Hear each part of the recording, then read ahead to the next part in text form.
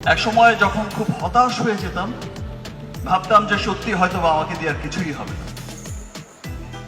আপনাদের হয়তো কারো কারো মনে থাকতে পারে কিছুদিন আগে হয়তো বা সাম ডিজাস্টারের কারণে আমেরিকা থেকে যখন এসেছি,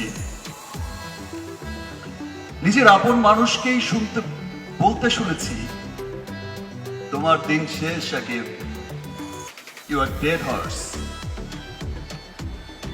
নিজের চেনা মুখগুলোকেই পাল্টে যেতে দেখেছি। অবাক হয়েছি, দুঃখিত হয়েছি, ভেবেছি হয়তো এখানেই শেষ, ইতি টানতে হবে। আবার ভেবেছি যাওয়ার আগে লাস্ট একটা ট্রাই তো করে যাই।